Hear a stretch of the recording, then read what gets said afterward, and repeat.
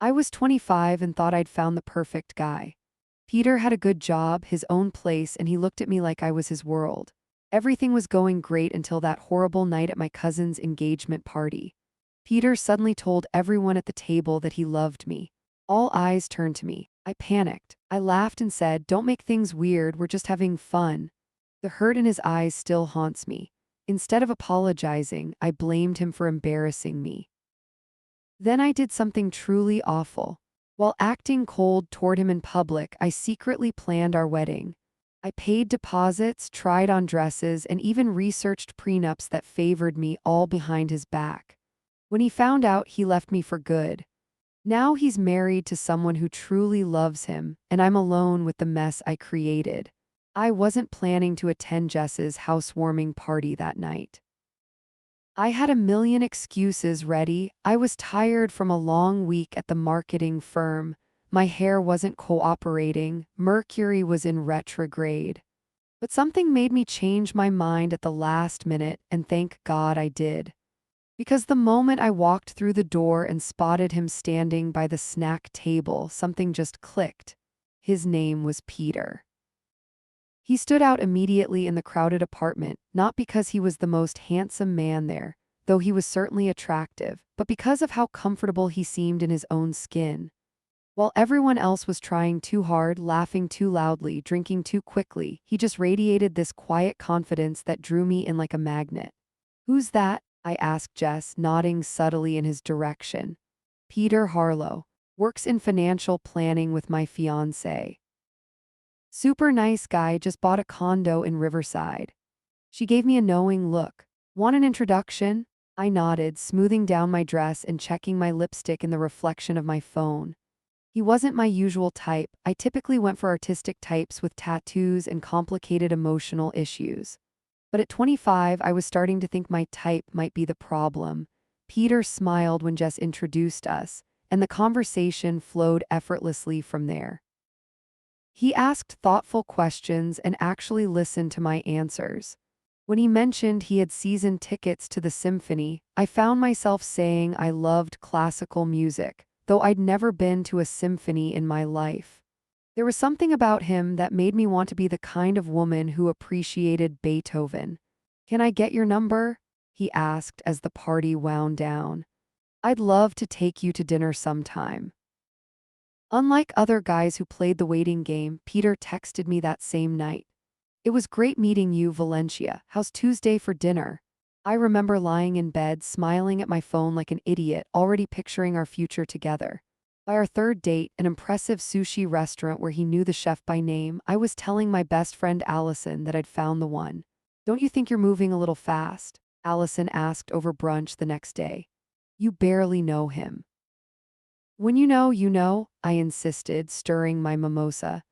"I'm tired of wasting time on guys who can't get their lives together. Peter is different. He has a great job, his own place, and he looks at me like I hung the moon." Things moved quickly after that. Within 2 months, we were spending most weekends together. His condo became my second home. I even had my own drawer in his bathroom.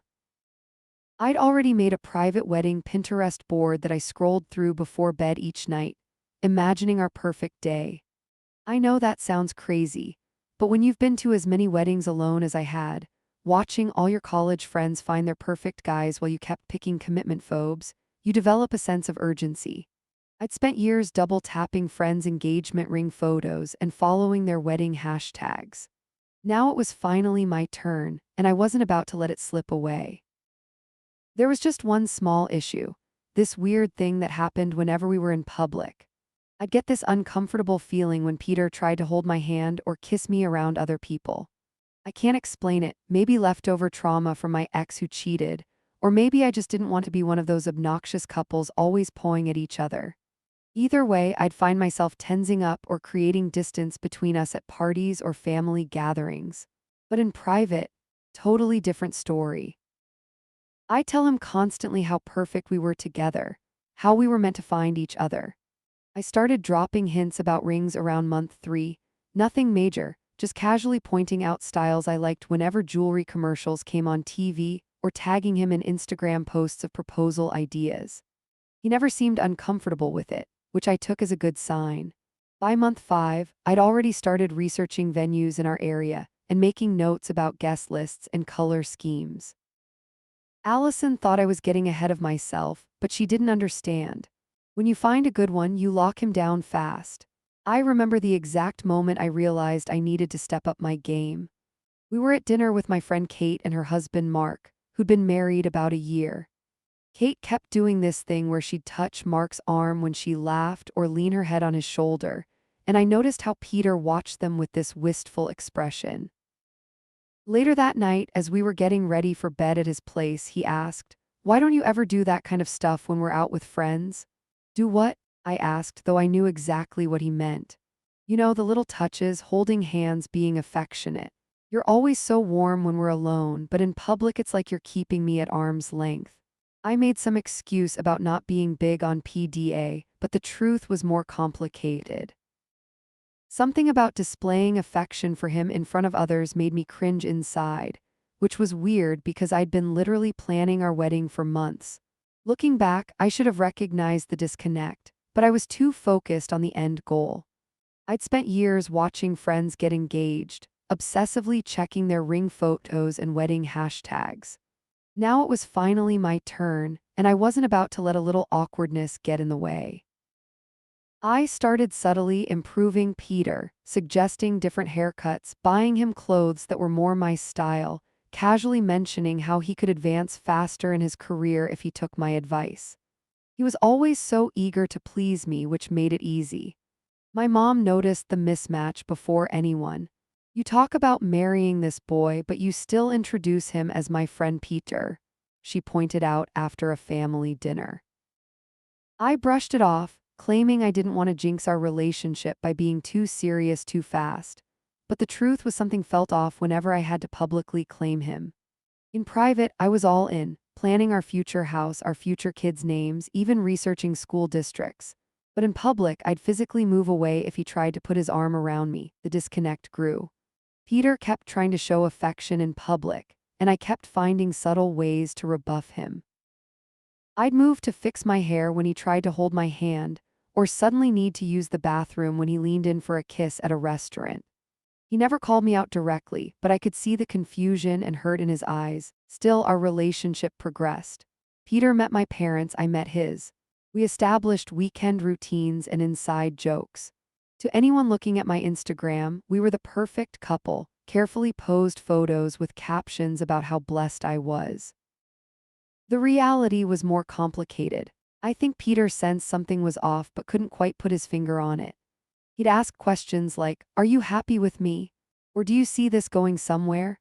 I'd reassure him enthusiastically, talking about our amazing connection and how perfect we were together, but always in private, never where others could hear. By month 5, I was growing impatient. According to the timelines I'd researched, the proposal should be coming soon.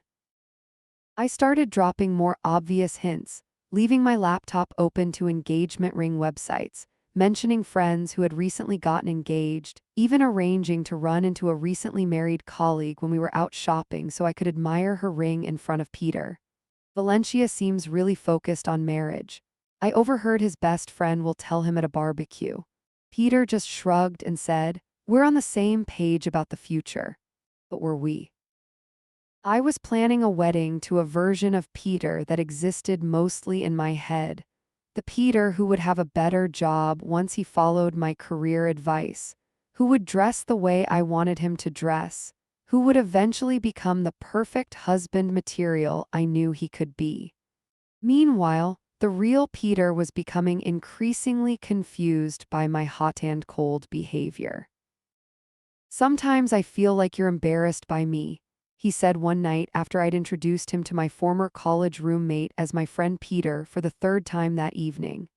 "That's ridiculous," I said, but I couldn't meet his eyes.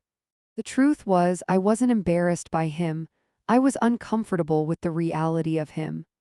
The flesh and blood man with his own thoughts and feelings who didn't always match the husband I was crafting in my imagination. Despite these moments of tension, most of the time things were good between us. Peter was kind, attentive, and genuinely interested in my life. He remembered small details about my day, brought me soup when I was sick, and never forgot to ask about my difficult boss or ongoing dramas with my friends. In many ways, he was the best boyfriend I'd ever had, which made my behavior all the more confusing, even to me. My family loved him, especially my dad, who appreciated Peter's steady job and financial responsibility. "This one's a keeper," he'd say whenever Peter fixed something around their house or helped with the yard work. My younger sister teased me about finally finding a grown-up after my string of man children. Even my critical Aunt Linda, who had something negative to say about everyone, approved of Peter. "He has kind eyes," she told me at a family dinner. "And he looks at you like you're precious." That should have made me happy, but instead, it made me anxious. What if everyone liked him so much that when things inevitably went wrong, as they always did in my relationships, I'd be the bad guy? What if he wasn't as perfect as everyone thought? What if I was rushing into something because I was tired of being the single one at weddings? These doubts would creep in late at night, but I'd push them away by scrolling through wedding venues on my phone or adding items to my honeymoon wish list. The future I was planning was so beautiful that it overshadowed any concerns about the present. One weekend, about 5 months into our relationship, my cousin Melissa announced her engagement with a flashy ring and tear-filled Instagram post. She was younger than me by 2 years and had been dating her fiancé for less time than Peter and I had been together. I felt a sharp pang of jealousy that surprised me with its intensity. "That should be us," I muttered, showing Peter the post as we sat on his couch watching a movie. "We'll get there," he said easily, kissing the top of my head. "When the time is right." His lack of urgency frustrated me. Didn't he understand that life was passing us by? That my 5-year college reunion was coming up, and I'd promised myself I wouldn't attend without a ring. That my biological clock was ticking, even if I wasn't ready to admit it out loud. I stepped up my campaign, leaving bridal magazines around his apartment, mentioning friends who got engaged at romantic destinations, even accidentally leaving open a document on my laptop titled Dream Wedding Venues. When he borrowed my computer, Peter noticed, of course. He wasn't stupid. But instead of being put off by my increasingly obvious hints, he seemed amused and even touched. "You really want to marry me, huh?" he asked one night as I not so subtly measured his ring finger while he slept. I told him I was checking for dry skin when he woke up. "I'd just like to be prepared," I said, blushing. What I couldn't articulate, even to myself, was that I wanted the wedding more than I wanted the marriage. I wanted the perfect photos, the envious comments, the hashtag, the honeymoon posts. I wanted to be the bride, the center of attention, the one who had finally made it. The actual day-to-day reality of being married to Peter, or anyone, really, was something I'd given surprisingly little thought to. This disconnect came into sharp focus the weekend of Melissa's engagement party. The entire extended family would be there, including all the aunts who'd been asking when it was my turn, since I turned 23. I was already on edge from fielding their questions about my relationship status, so I'd been extra clingy with Peter all night, proving to everyone that I wasn't going to be the last single cousin. We were sitting at a table with my parents and my Aunt Linda, who kept making these pointed comments about how Melissa had finally found a good one. I remember squeezing Peter's hand under the table, feeling this surge of competitive energy. "I'd found a good one too, see, that's when it happened." Peter, who'd been mostly quiet all night, suddenly squeezed my hand back and looked at me with this intense expression. Then, loud enough for the whole table to hear, he said, "I just want you all to know that I've fallen completely in love with Valencia. She's the best thing that's ever happened to me." The entire table went silent. All eyes turned to me, waiting for my response. And in that horrible suspended moment, instead of feeling warm and loved, I felt trapped and exposed. So I laughed this awkward, forced laugh and said, "Don't make things weird, Peter. We're just having fun." The words came out before I could stop them. The look on Peter's face is something I'll never forget. It was like watching someone's heart break in real time. My mom gasped audibly, and my dad suddenly became very interested in his dessert. Aunt Linda's eyebrows shot up so high they practically disappeared into her hairline. The silence that followed was deafening. I spent the rest of the night in panic mode, overcompensating with forced affection I normally avoided, sitting practically in Peter's lap, kissing his cheek repeatedly, using pet names I'd never used before. But the damage was done. Everyone had seen it, that moment of truth that exposed the fundamental disconnect in our relationship. Peter loved me, publicly and sincerely. And I loved the idea of having a wedding. The drive home was silent except for my rambling attempts to explain myself, which somehow morphed into blaming him for ambushing me with such a personal declaration in front of my family. "You know I'm private about that stuff," I said, staring out the passenger window to avoid seeing his expression. "You put me on the spot in front of everyone." Peter kept his eyes on the road, his knuckles white on the steering wheel. "I thought you'd be happy," he said finally, his voice so quiet I had to strain to hear it.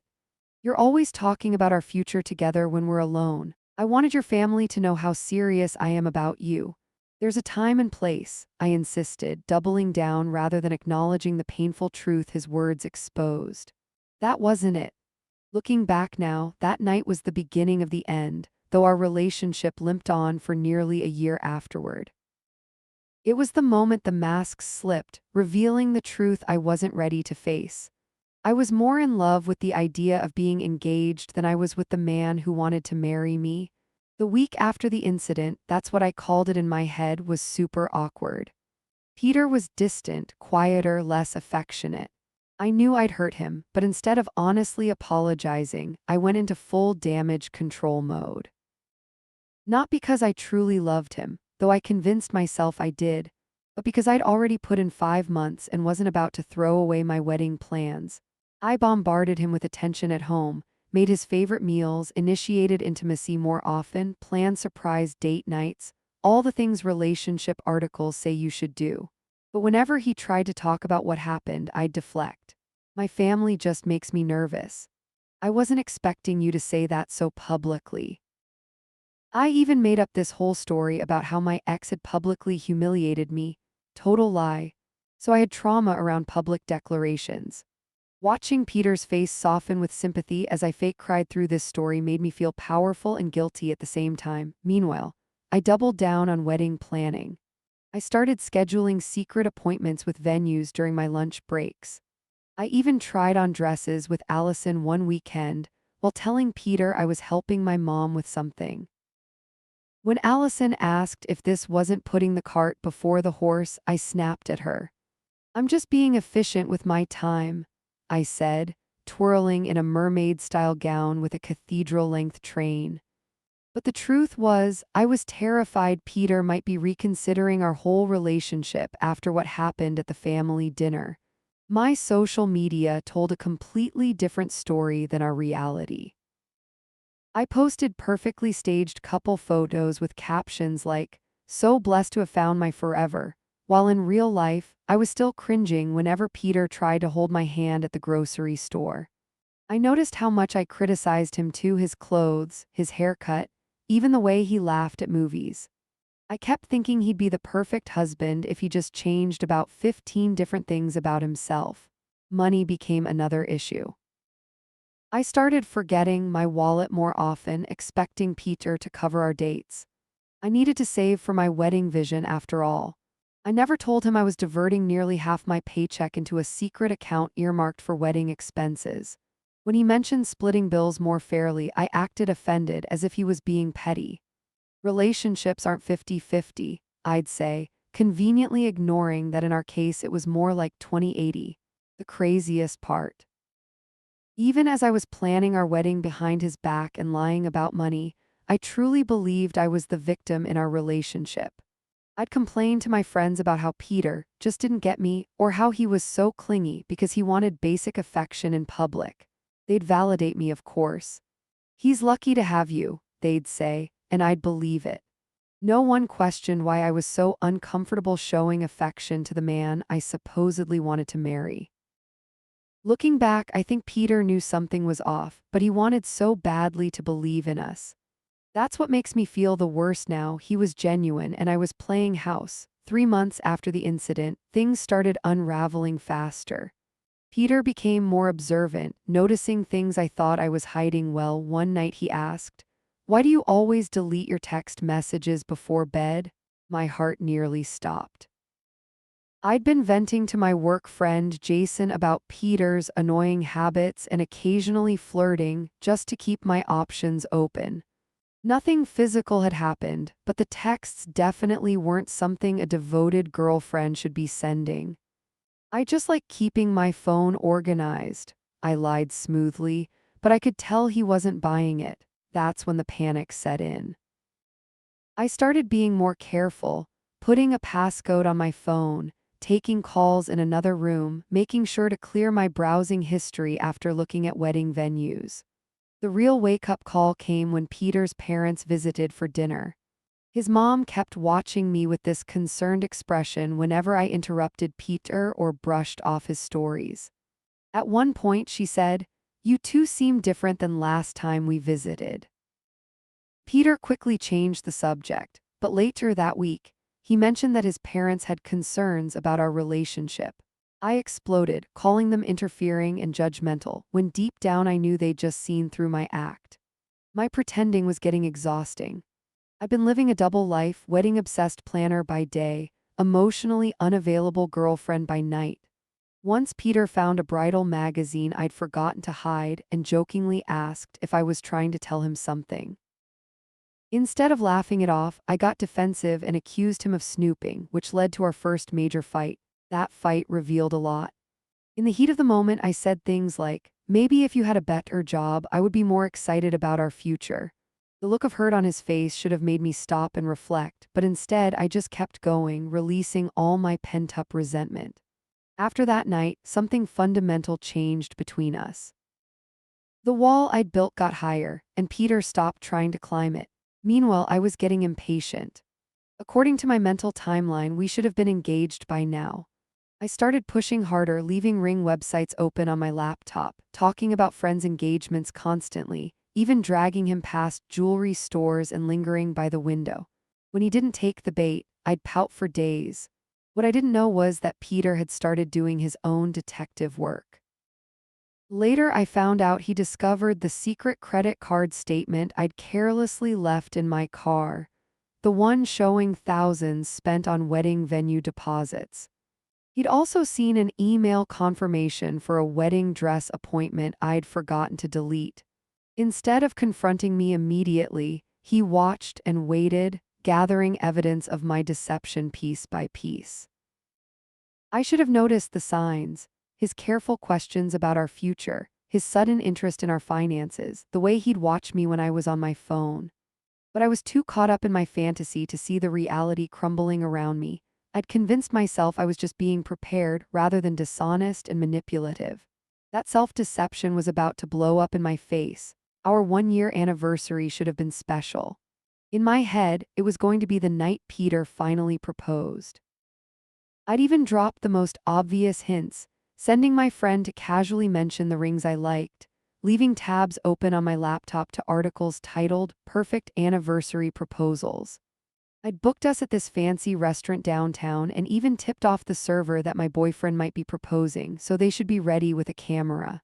God, I was delusional. Peter showed up looking serious, carrying a small gift bag that made my heart race. This was it. But as dinner progressed, he didn't seem nervous or excited, just oddly calm and determined. When he finally said, "We need to talk about our future," I nearly squealed, thinking it was his lead-in to a proposal. Instead, he pulled out a stack of papers from his jacket: credit card statements, venue deposit receipts, screenshots of inappropriate texts with Jason from work, even a printout of a prenup template I'd been researching that heavily favored me in case of divorce. As he laid them out one by one on the table, my stomach dropped to my feet. "I've been gathering these for weeks," he said quietly. I needed to make sure I wasn't crazy, that what I was seeing was real. I tried every trick in my playbook. First denial, "Those aren't mine." Then anger, "How dare you spy on me?" When those didn't work, I switched to tears, claiming everything was done because I love you so much. But Peter just sat there, unmoved by the performance he'd seen too many times before. "The venue deposit is what really gets me," he said. "You paid $3,000 to reserve a wedding venue when I haven't even proposed. Did you think I wouldn't find out, or did you think you could manipulate me into proposing before the deposit deadline?" The truth was, I hadn't thought that far ahead. I'd been so caught up in my wedding fantasy that reality had become an inconvenience. When I didn't answer, Peter sighed deeply. "You know what hurts the most?" he continued. "Every time I tried to actually connect with you, like when I said I loved you at your family dinner, you pushed me away. But you had no problem planning our entire future without me. It was never about us building a life together. It was about you getting the wedding you wanted, regardless of who the groom was." His words hit me like a slap. For the first time, I saw myself through his eyes, calculating, manipulative, fake. The worst part was he wasn't even angry. He just looked tired and sad. "I deserve better than this," he said, finally standing up. "And honestly, Valencia, so do you. You deserve to actually love the person you marry, not just the idea of a wedding." He left me sitting alone at that expensive restaurant, staring at the evidence of my deception spread across the table. The server came by later, asking awkwardly if there was still going to be a proposal. I just shook my head, too numb to even be embarrassed. That night I went home to find Peter had packed a bag with essentials. He said he'd come back for the rest of his things while I was at work. There was no dramatic scene, no shouting or throwing things, just the quiet end of a relationship that had been built on my delusions rather than real connection. The aftermath was brutal. I didn't know how to process being the villain in my own love story, so I did what any self-respecting toxic person would do. I rewrote the narrative. Within days, I'd crafted the perfect victim story for social media. Sometimes people aren't ready for the love you have to give. Healing focusing on me, my DMs flooded with sympathy messages, which I soaked up like a sponge. To friends who knew some of the truth, I spun a more elaborate tale. Peter was emotionally unavailable, afraid of commitment, even probably talking to other girls. The few who witnessed the dinner incident or knew about my secret wedding planning got cut off completely. I couldn't risk them exposing the truth. The venue deposit became a strange fixation for me. Even after Peter was gone, I refused to cancel it. "I'll still use it someday," I told Allison, who was starting to distance herself from me. The wedding binder stayed on my coffee table like some weird shrine to a future that would never happen. What I didn't expect was how quickly the emptiness would set in. For months I'd been running on the adrenaline of planning and manipulating. Now, with no one to deceive, I felt hollow. I tried filling the void with attention from other guys, even going on dates just a couple weeks after the breakup. But none of them measured up to the idealized husband I'd imagined Peter would become. I stalked his social media religiously at first. There was nothing, just typical guy posts about sports and occasional hangouts with friends. But 3 months after our breakup, a girl appeared in one of his photos. Nothing romantic, just a group setting, but I recognized the way he was looking at her. It was how he used to look at me before I crushed his spirit. Her name was Emma, a coworker I vaguely remembered him mentioning. The jealousy hit me like a physical illness. I spent nights scrolling through her profiles, comparing myself to her, creating elaborate scenarios in my head where she was manipulating him or using him. I couldn't accept that maybe he had simply found someone who genuinely cared about him. In my darkest moments, I drafted messages to him, everything from accusations to apologies to declarations of undying love. Thankfully, I never sent them. What I did do was even more pathetic. I accidentally ran into him at a coffee shop near his work, wearing the sweater he once said he liked. The conversation was awkward and brief. I mentioned being so much more self-aware now and really working on myself, all lies designed to make him think I'd changed. He was polite but distant, and when I suggested getting together sometime to catch up properly, he declined with a gentle finality that left no room for misinterpretation. That night I drunk texted him a paragraph about how I was the only one who truly understood him and how Emma would never love him like I did. He never responded, and the next day I saw he'd blocked me on all platforms. It was the final door closing on any chance of reconciliation, even the friendship I'd been planning to leverage into something more eventually. The next year passed in a blur of short-term relationships that followed the same pattern. Intense interest at first, wedding planning in secret, then growing resentment as the guys failed to live up to the perfect husband image in my head. None lasted more than a few months. My friends started making excuses when I invited them out, tired of the same toxic stories where I was always the wronged party. Even Allison, my oldest friend, finally called me out after I sabotaged a promising relationship by comparing the guy to Peter constantly. "You need therapy, not a boyfriend," she said bluntly. I didn't speak to her for weeks after that. Meanwhile, I kept tabs on Peter through mutual acquaintances. I heard his relationship with Emma was getting serious. They'd moved in together, adopted a dog, all the normal couple things I'd fantasized about but somehow made impossible with my behavior. In my bitter moments, I convinced myself their relationship would implode just like ours had. "She'll see his true colors eventually," I'd tell anyone who would listen, projecting my own toxicity onto him. Around the 18-month mark after our breakup, the notification that shattered my carefully constructed reality appeared on my phone. Peter and Emma were engaged. The post showed them on a hiking trail, her displaying a simple but elegant ring, both beaming with genuine happiness. The caption thanked family and friends for supporting us on our journey to find each other. I stared at that photo for hours, zooming in on her face, his face, the ring. I scrolled through the comments, so many congratulations, so much joy for them both. People I knew, our mutual friends, all celebrating this woman who was living the life I had mapped out for myself. The engagement announcement had over 200 likes. My breakup post had gotten 43. I completely lost it, crying, screaming into my pillow, even throwing my phone across the room when another notification about their engagement popped up.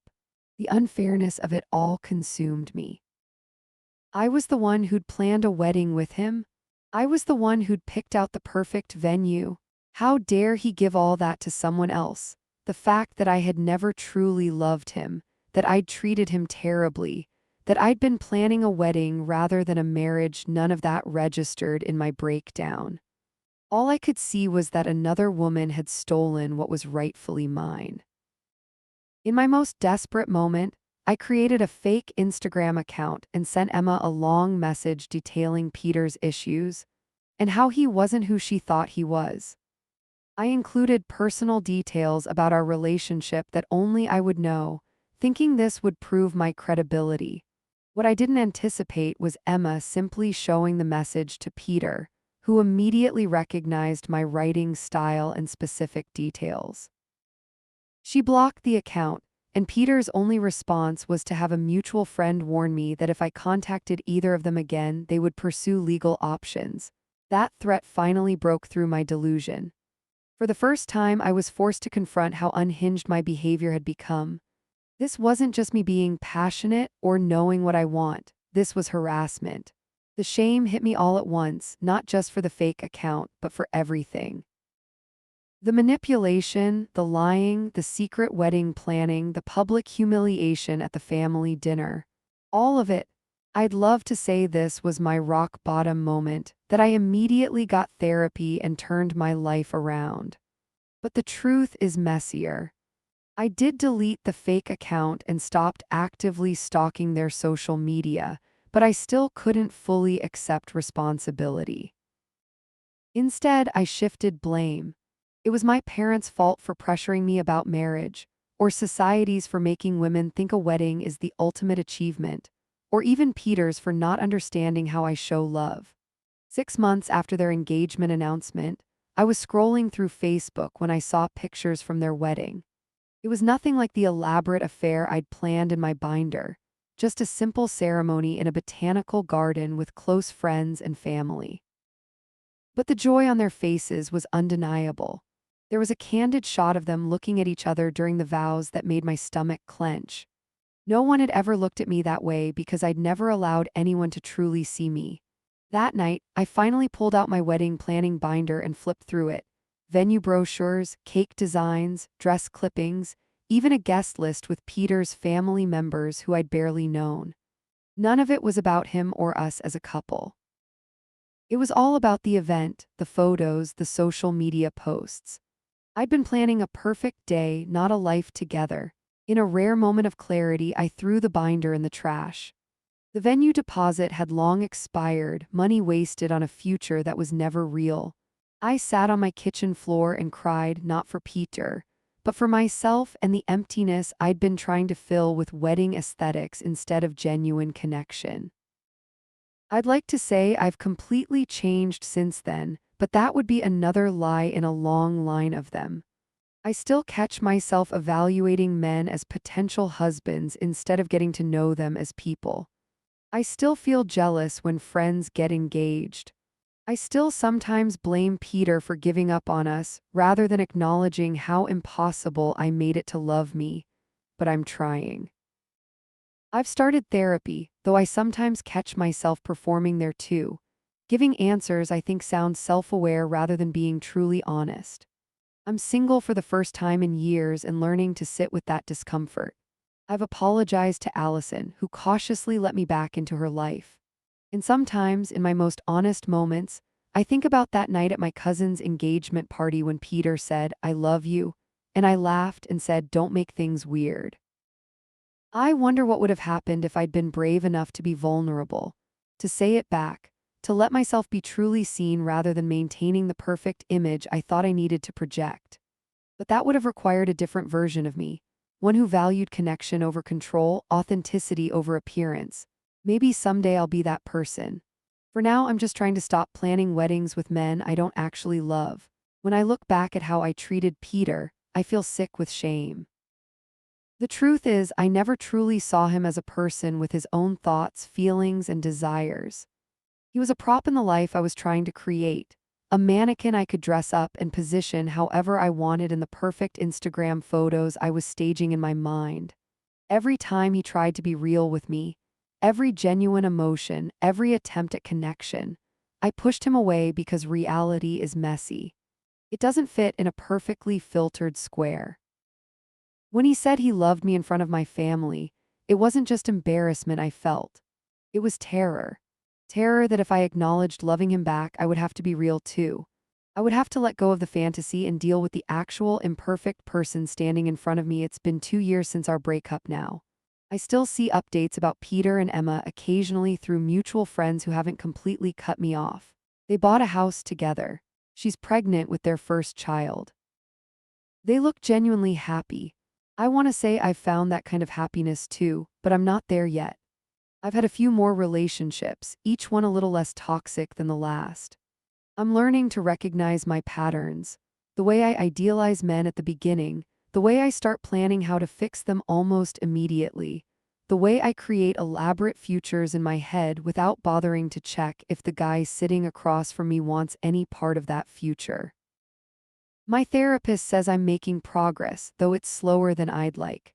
Some days I'm still the old Valencia, scrolling through engagement rings online after 3 dates with a guy whose last name I can barely remember.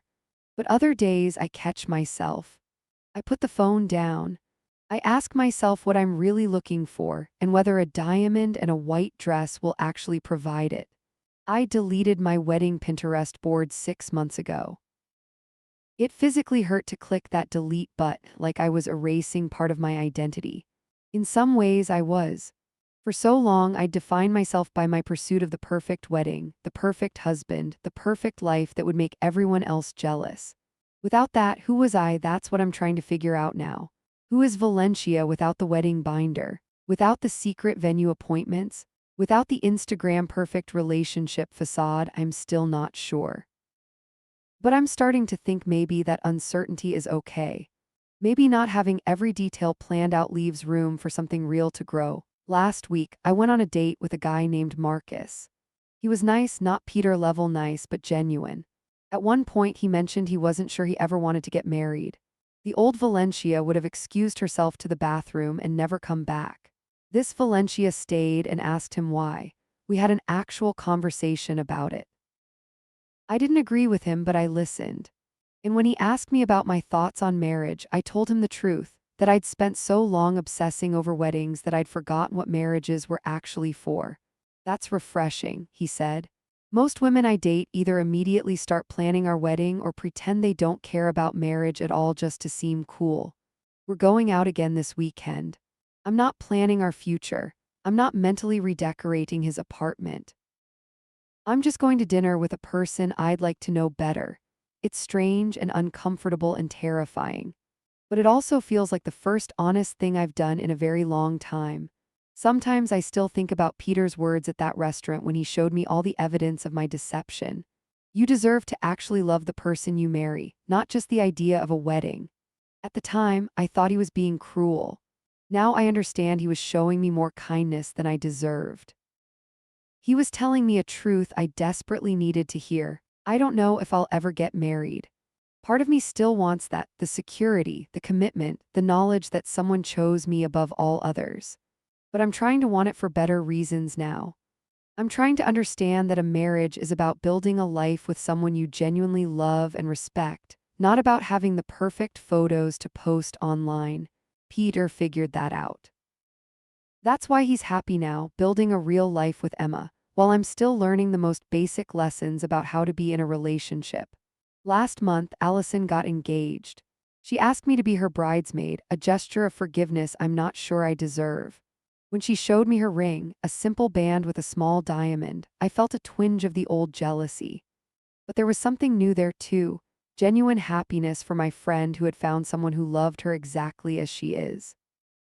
I'm thinking about keeping it really small, she told me, describing her wedding plans. Just immediate family and closest friends, no big production. 5 years ago, I would have been horrified by this idea. No Pinterest-worthy decorations, no viral-worthy first dance. What's the point? Now I find myself envying her clarity. She knows what matters to her, and it's not what will look good on social media. It's celebrating her commitment to the person she loves, surrounded by people who care about them both. Not there yet. I still catch myself thinking about how things would look rather than how they would feel. I still find myself mentally critiquing the men I date for superficial reasons. His haircut is wrong, his job isn't impressive enough, his apartment doesn't match my aesthetic, but I'm trying. I'm really trying. Last week, I deleted my Instagram account. It was becoming too easy to fall back into old patterns, posting carefully curated images that bore little resemblance to my actual life, comparing myself to others, measuring my worth in likes and comments. My therapist suggested taking a break, but I knew a break wouldn't be enough. I needed to cut it off completely. It's been harder than I expected. I keep reaching for my phone, wanting to document moments for an audience that no longer exists. I keep thinking in captions, living my best single life, self-care Sunday, growth journey. It's frightening how much of my life was performed rather than lived. I wonder sometimes if I'll ever be capable of the kind of love Peter has with Emma. The kind where you see someone clearly and love them anyway. The kind where you don't need an audience to validate your feelings. The kind that's more concerned with building a home than staging the perfect photo op. I'd like to think I will be someday. That all this painful self-reflection will eventually lead me to a place where I can be honest, with myself and with someone else. Where I can say I love you and mean it, whether we're alone or in front of a crowd. I still cringe when I remember how I laughed at Peter's declaration of love. How I dismissed his vulnerability with "don't make things weird." In that moment, I wasn't just rejecting him. I was rejecting the possibility of something real. Something that couldn't be controlled or filtered or edited to perfection. My therapist says that recognizing these moments is the first step toward not repeating them. I hope she's right. For now, I'm trying to stay present. To see the men I date as actual people, not potential husbands or Instagram props. To be honest about what I want and who I am, even when it's messy and imperfect. To build connections based on reality rather than fantasy. It's the hardest thing I've ever done. Harder than planning the perfect wedding, harder than crafting the perfect online presence. Being real takes courage I'm not sure I have. But when I think about the alternative, more years of empty relationships, more heartbreak, more loneliness behind a facade of perfection, I know I have to try. So I deleted the wedding binder. I canceled the secret Pinterest board. I stopped scouting venues just in case. I'm learning, slowly and imperfectly, to live in the present rather than an imagined future. And on the days when I feel myself slipping back into old patterns, I remember that moment in the restaurant when Peter showed me who I really was. Not to hurt me, but to free me from the prison I'd built for myself. A prison of expectations and appearances and superficial dreams. You deserve to actually love the person you marry, he said. I'm starting to believe he was right. My progress with Marcus was short-lived. After 4 dates, I found myself getting irritated by small things. The way he chewed his food, how he never seemed to dress quite right for the occasions we went to, his tendency to interrupt me when I was telling a story. By the 5th date, I was mentally cataloging all the ways he would need to change to be acceptable as a long-term partner. When he texted to ask about seeing me again, I made up an excuse about being busy with work. The truth was, I'd already determined he wasn't husband material, though I hadn't been conscious of making that assessment. Old habits die hard. The pattern repeated with the next guy I dated and the one after that. I'd start out optimistic, convinced this time would be different. Within a few weeks, I'd begin picking them apart, mentally redesigning them to fit my ideal. When they inevitably fell short, I'd lose interest and move on, usually ghosting them rather than having an honest conversation about why things weren't working. My friend circle continued to shrink. People who had once been close to me gradually stopped returning my calls or including me in their plans. When I confronted one former friend about being excluded from a dinner party, her response was brutally honest. Valencia, it's exhausting being around you. Every conversation turns into a critique of your latest date or a passive-aggressive comment about someone else's relationship. We're all tired of it. I was stunned. In my mind, I was just being discerning, having standards.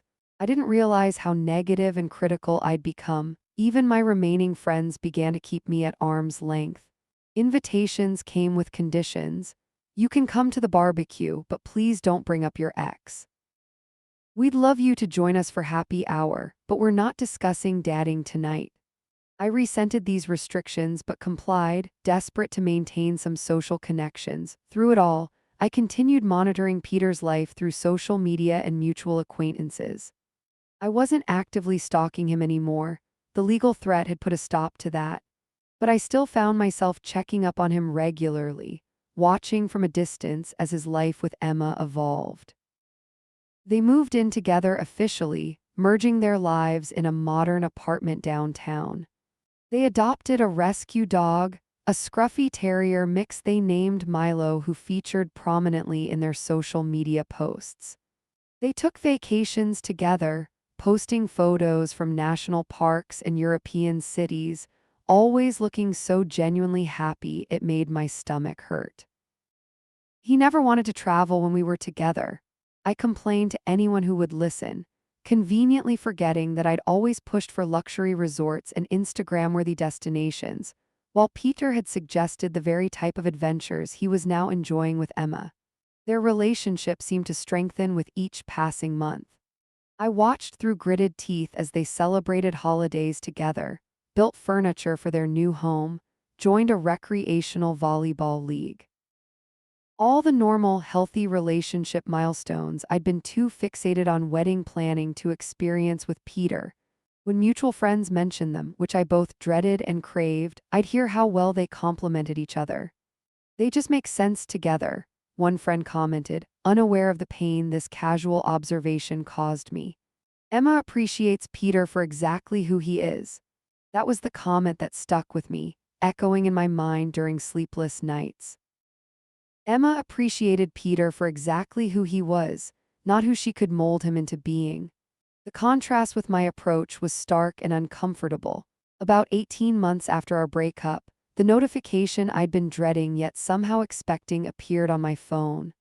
A mutual friend had tagged Peter in a post congratulating him and Emma on their engagement. My fingers moved automatically, opening the post before my brain could prepare for the impact. There they were, on a hiking trail at sunset, Peter down on one knee, Emma's hands covering her mouth in surprise. The ring was simple and elegant, nothing like the ostentatious diamond I had repeatedly hinted I wanted. In the second photo, they embraced, her face radiant with genuine joy, his expression one of absolute certainty. The caption thanked family and friends for supporting us on our journey to find each other, and mentioned how they couldn't wait to start this next chapter surrounded by the people we love most. I stared at that post for hours, zooming in on every detail, her face, his face, the ring, the scenery. I scrolled through the comments, an outpouring of love and excitement from their friends and family. People I knew, people who had once been in my life, all celebrating this woman who was living the future I had planned for myself. The engagement announcement had over 200 likes, with dozens of heartfelt comments. I couldn't help comparing it to the 43 likes on my dramatic breakup post, most of which had been obligatory reactions from acquaintances and coworkers. Something inside me snapped. I threw my phone across the room, where it hit the wall and fell to the carpet, screen still illuminated with their happiness. I cried until my eyes were swollen, screamed into my pillow until my throat was raw, paced my apartment like a caged animal. The unfairness of it all overwhelmed me. I was the one who had planned out our wedding in meticulous detail. I was the one who had researched venues and caterers and photographers. I had spent hours creating mood boards and spreadsheets and budgets. How dare he give all of that to someone else? In my distorted thinking, I couldn't see that what Peter was giving Emma wasn't a wedding. It was himself, completely and honestly. Something I had never truly wanted from him. My rage built throughout the day, fueled by multiple glasses of wine and an echo chamber of my own bitter thoughts. By evening, I was in a dangerous state of emotional volatility. I created a fake Instagram account, using a random woman's name and a stock photo as a profile picture. From this anonymous account, I crafted a long, detailed message to Emma. I warned her about Peter's issues, most of which were completely fabricated or gross exaggerations. I told her he was controlling, he wasn't, that he had financial problems, he didn't, that he had cheated on me with a coworker, absolutely untrue. I included enough specific details about our relationship that she would know this came from someone who actually knew Peter. Intimate details about his family, his habits, his preferences, things only a former girlfriend would know. I thought I was being clever, that Emma would read this message and begin doubting everything about her relationship. Maybe she'd call off the engagement, or at least have a fight with Peter that would tarnish their perfect happiness. What I didn't anticipate was that their relationship was built on something I had never established with Peter: trust. Emma didn't spiral into suspicion upon receiving my message. She simply showed it to Peter, who immediately recognized my writing style and the specific details only I would know. They didn't engage directly.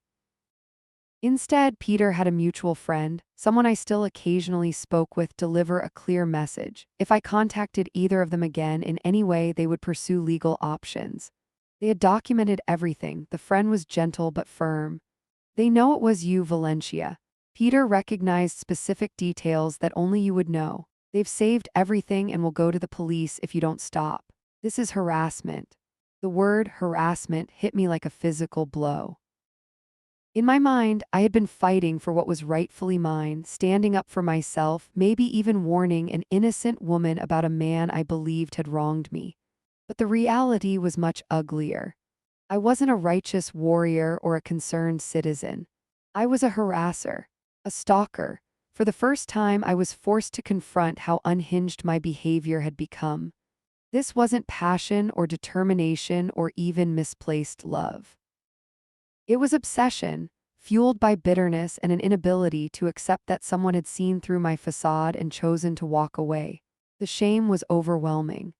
I deleted the fake account immediately, then spent the night in a state of panic, convinced the police would show up at my door. They didn't, of course.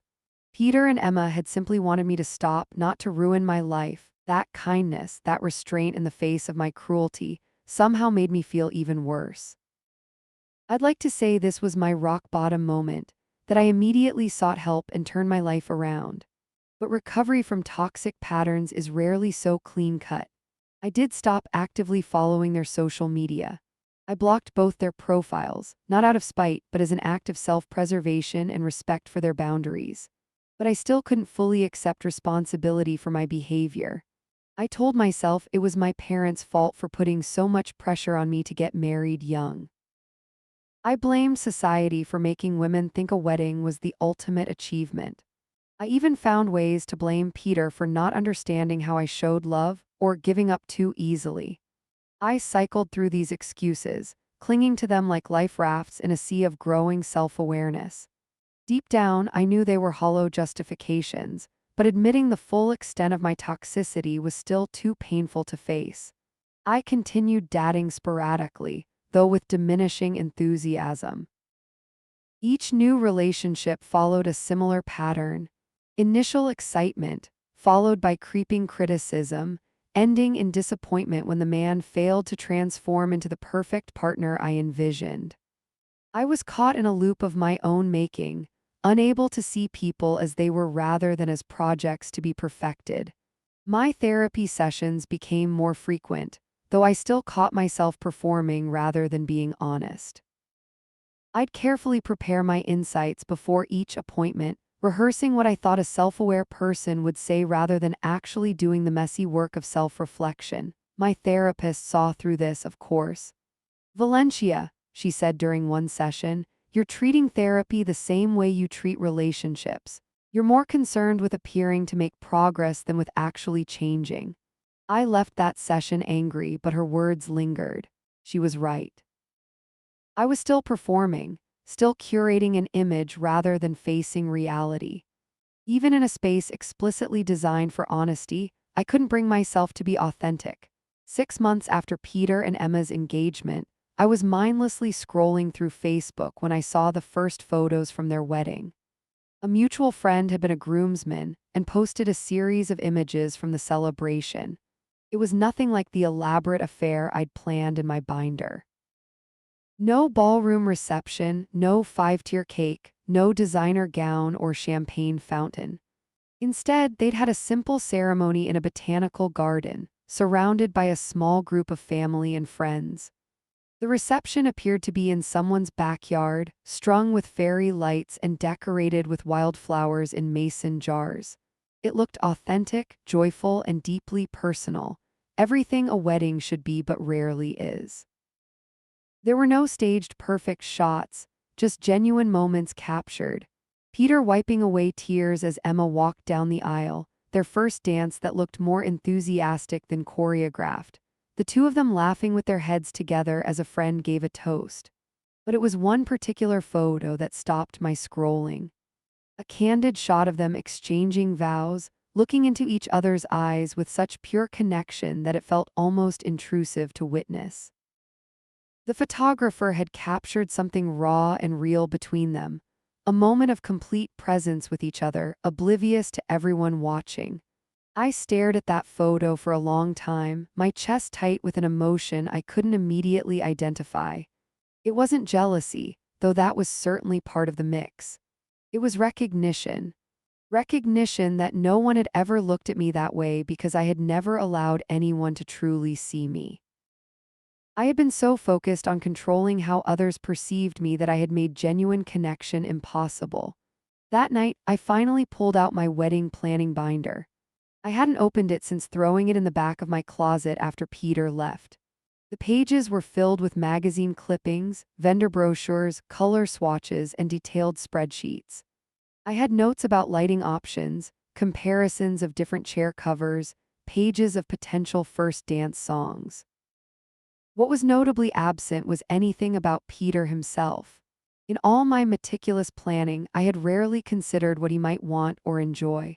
There were no notes about incorporating his interests or family traditions. His role in my plans had been purely functional, a necessary accessory to my bride experience, interchangeable with any other suitable man. As this realization washed over me, I felt physically ill. I had never loved Peter. I had loved the idea of a wedding, the promise of societal validation, the Instagram photos, and the envious comments. I had been planning a perfect day, not a life together. For the first time, I cried not for what I had lost, but for what I had never been capable of giving. Real love, real connection, real partnership. I gathered up the binder and all its contents and threw it in the trash. The venue deposit had long since expired, money wasted on a future that was never real, never possible with the person I was. Sitting on my kitchen floor, back against the cabinets, I cried for hours. Not for Peter, but for myself and the emptiness I'd been trying to fill with wedding aesthetics instead of genuine human connection. In the weeks that followed, I found myself in a strange new territory, a kind of emotional wasteland where my old coping mechanisms no longer worked, but I hadn't yet developed healthier ones. I discarded the wedding binder, but I hadn't figured out what should replace it. My therapist suggested I take a break from dating altogether. You need to develop a relationship with yourself first, she said. Figure out who Valencia is without the validation of a partner. The suggestion terrified me. Who was I if not someone's girlfriend, someone's potential fiancé, someone's future wife? What would I post on social media if not carefully staged couple photos? How would I measure my success if not by relationship milestones? But I agreed to try. I deleted my dating apps, canceled the 2 dates I had half-heartedly scheduled, and committed to 6 months of intentional singleness. It was the longest I'd been without romantic prospects since high school. The first month was excruciating. I felt invisible, irrelevant. I'd built so much of my identity around being desired that its absence left me feeling hollow. I found myself taking elaborate selfies and posting them with vague captions, hoping for validation through likes and comments. It was a poor substitute for what I'd been seeking, but it was something. My therapist saw through this strategy immediately. "You're still performing," she pointed out. "You're still more concerned with how others perceive you than with how you feel about yourself." She suggested I try a social media detox. Just 30 days without posting or scrolling. I laughed at first, thinking it impossible, but eventually agreed to try. Those 30 days were transformative. Without the constant comparison to others' highlight reels, without the dopamine hits from likes and comments, I was forced to sit with myself in a way I never had before. I reconnected with old hobbies I'd abandoned when they didn't photograph well for Instagram. I started reading again, not just the popular books everyone was posting about, but whatever actually interested me. I took long walks without documenting them. I cooked elaborate meals just for myself, with no one to impress but my own taste buds. Slowly, painfully, I began to discover who Valencia was beneath the performance. I found I had genuine interests and opinions that had nothing to do with how they might be perceived by others. I discovered I was funnier than I'd allowed myself to be, more curious, more complex. The breakthrough came during a therapy session about 3 months into my intentional singleness.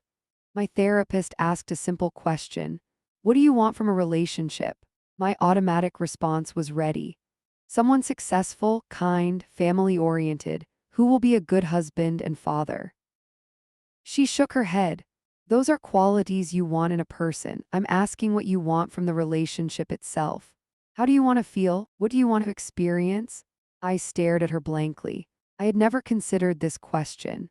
In all my obsessive planning, I had thought about wedding colors and honeymoon destinations and how many children we would have, but I had never really thought about what I wanted the actual day-to-day relationship to feel like. "I don't know," I admitted finally, the words painful to say for someone who had always prided herself on having all the answers. "That," she said gently, "is where we need to start." Over the next several sessions, we explored this question. I realized I wanted to feel safe enough to be myself, to be imperfect. I wanted mutual respect and genuine interest in each other's thoughts. I wanted laughter and inside jokes that no one else would understand. I wanted someone who would challenge me to grow but love me exactly as I was. These revelations felt simultaneously obvious and revolutionary. Of course, these were the things that mattered in a relationship. Yet I had never prioritized them, focusing instead on external markers of success that others could see and envy. Around this time, Allison, who had been keeping me at arm's length since our falling out, reached out to me. She was engaged and wanted to meet for coffee. I approached our meeting with trepidation, unsure if I could genuinely celebrate her happiness without the toxic comparisons that had become my default. When she showed me her ring, a simple band with a small diamond, I felt a twinge of the old jealousy. But there was something new there too, a genuine happiness for my friend who had found someone who loved her. I'm thinking about keeping the wedding really small, she told me. Just immediate family and closest friends. No big production. The old Valencia would have been horrified by this idea. No Pinterest-worthy decorations, no viral-worthy first dance, what's the point? But now I found myself admiring her clarity. That sounds perfect, I said and meant it. It should be about what matters to you, not what will impress others. Allison studied me for a moment, seemingly waiting for the passive-aggressive follow-up that would have typically come. When it didn't, her expression softened. I'd like you to be there, she said. As a bridesmaid, if you're willing. The invitation moved me more than I could express, not just because it represented Allison's forgiveness, but because it offered me a chance to experience a wedding from a healthier perspective. To support someone else's joy rather than comparing it to what I didn't have. I would be honored, I said, tears welling up unexpectedly. And I promise not to suggest any expensive upgrades or criticize your choices. We both laughed, acknowledging my tendency to take over and reshape things to my own vision. It felt good to be known, flaws and all, and still accepted. As my 6 months of intentional singleness drew to a close, I didn't rush back to dating apps as I'd initially planned. Instead, I extended my commitment to self-discovery. I wasn't ready yet. There was still too much work to do. I deleted my Instagram account permanently, finding that without the constant validation and comparison, I could think more clearly about what I actually wanted rather than what I thought I should want. I focused on rebuilding friendships I had damaged with my toxic behavior, approaching people with genuine curiosity about their lives rather than using them as sounding boards for my relationship dramas. About a year after seeing Peter and Emma's wedding photos, I ran into them at a concert. My first instinct was to hide, to avoid the awkwardness and potential pain of the encounter, but something made me approach them instead. I just wanted to say congratulations, I said simply. You both look very happy. Emma tensed visibly, which I couldn't blame her for given our history, but Peter's expression was one of careful neutrality. Thank you, Valencia, he said. How have you been? We exchanged brief pleasantries, nothing deep or meaningful, but without the undercurrent of manipulation that had characterized our relationship. As I walked away, I felt a weight lifting. I had faced them without drama, without agenda, without the need to reclaim what was never really mine. Later that week, I received a text from Peter. It was good to see you. I hope you're finding what you're looking for. I stared at those words for a long time. There was no hidden message, no invitation to reconnect. Just a simple wish for my well-being from someone who had once been important to me. I texted back a simple thank you, I'm working on it, and let it be. That brief exchange marked another turning point. Peter wasn't my enemy. Emma wasn't my rival. They were just two people who had found happiness together, as I hoped to find for myself someday. I continued therapy, gradually shifting from performing what I thought recovery should look like to actually doing the messy, uncomfortable work of changing my patterns. I read books about healthy relationships, not to find tactics for securing a husband, but to understand what genuine connection looked like. When I finally did start dating again, about 8 months after throwing away my wedding binder, it was with a completely different mindset. I wasn't evaluating men as potential husbands from the first date. I wasn't mentally redecorating their apartments or planning how to upgrade their wardrobes. I was simply trying to get to know them as people, to see if we enjoyed each other's company. It felt strange at first, almost as if I was doing something wrong by not having a strategic outcome in mind. But gradually, it became more natural. I found I actually enjoyed dating when it wasn't laden with pressure and expectations. I met Daniel at Allison's wedding of all places. He was a cousin of her fiancé, seated at my table during the reception. Unlike the slick, ambitious men I usually gravitated toward, Daniel was quietly confident, with a dry sense of humor and a genuine interest in other people. We talked throughout the evening, and while I registered that he was handsome in an unconventional way, I didn't immediately start planning our future together. Instead, I was simply present, enjoying our conversation, laughing at his jokes, sharing stories without calculating how they might make me appear. When he asked for my number at the end of the night, I gave it without the usual flutter of wedding fantasies. And when he texted the next day to say he'd enjoyed meeting me, I responded honestly rather than strategically. Our first date was at a small neighborhood bookstore that hosted poetry readings, nothing fancy or Instagram-worthy, just an authentic expression of his interests. The old Valencia would have been plotting how to redirect his attention to more upscale venues. The new Valencia was curious about what books he would recommend. 3 months into dating Daniel, I realized something startling. I had no idea what kind of engagement ring he would choose for me, and I didn't care. I hadn't been dropping hints about marriage or scanning his reactions to wedding scenes in movies. I hadn't been mentally designing our hypothetical children's bedrooms or researching school districts in his neighborhood. Instead, I had been getting to know him, his thoughts on everything from politics to pizza toppings, his relationship with his family, his career ambitions, and personal values. I had been letting him get to know me too, the real me, not the carefully curated version I typically presented to men I dated. When he told me he loved me for the first time, we were sitting on his somewhat shabby couch, eating takeout and watching a documentary about marine life.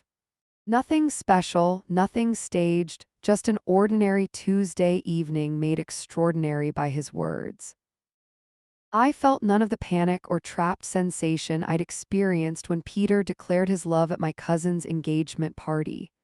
Instead, I felt a warm certainty, a rightness that had nothing to do with societal validation or Instagram opportunities. I love you too, I said simply, meaning it in a way I never had before. We've been together for 9 months now. We're not engaged, not planning a wedding, not even living together yet. We're taking our time, building a foundation based on genuine connection rather than external milestones. Sometimes I still catch myself slipping into old patterns, mentally critiquing his wardrobe choices or feeling impatient about our timeline.